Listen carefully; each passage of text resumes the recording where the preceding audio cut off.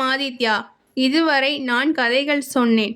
இந்த தடவை நான் உன் மனச கேட்கிறேன். மன்னன் மௌனமாக வேதாளத்தை தோளில் ஏற்றுகிறான். வேதாளம் கதை சொல்ல ஆரம்பித்தது. ஒரு ராஜ்யம், ஒரு தீர்க்கதரிசி சொல்றான்.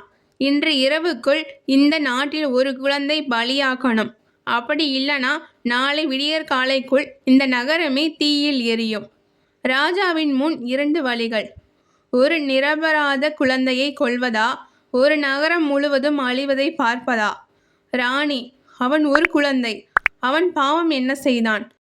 மந்திரி, ஒரு உயிர் போனால் 1000 உயிர் வாழும்.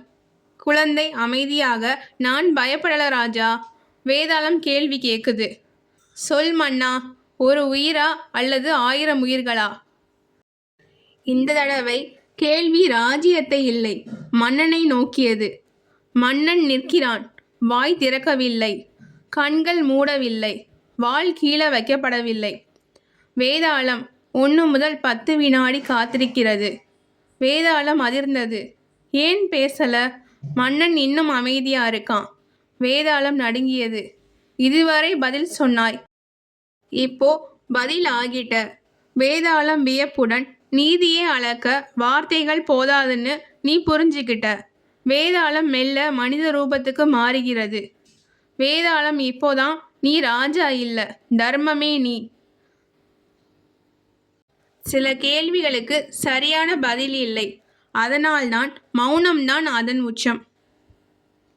இரவுகள் எல்லாம் கேள்விகளோடு முடியும்.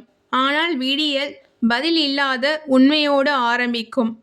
வேதாளம் இப்போது பயமுறுத்தும் உருவம் இல்லை. அது ஒரு பழைய சித்தர் போல. விக்ரமாதித்யா, நான் சாபம் இல்லை, நான் சோதனை. மன்னன் தலை வணங்குகிறான். வேதாளம், பேசாத போது நான் மனிதன், பொய் சொல்ல மாட்டேன். அந்த துறவி மறுபடியும் தோன்றுகிறார்.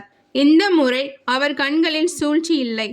துறவி சொல்றார், நான் உன்னை பயன்படுத்தல, நீ உன்னை கண்டுபிடிச்சிட்ட. துறவி காற்றோட கரைகிறார். உஜ்ஜயினி அரண்மனை. மன்னன் சிம்மாசனத்தில். மந்திரிகள் காத்திருக்கிறார்கள்.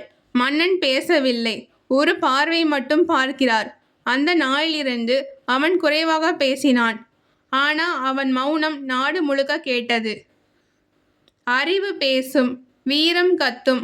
ஆனா உண்மை மௌனமாக நிற்கும்.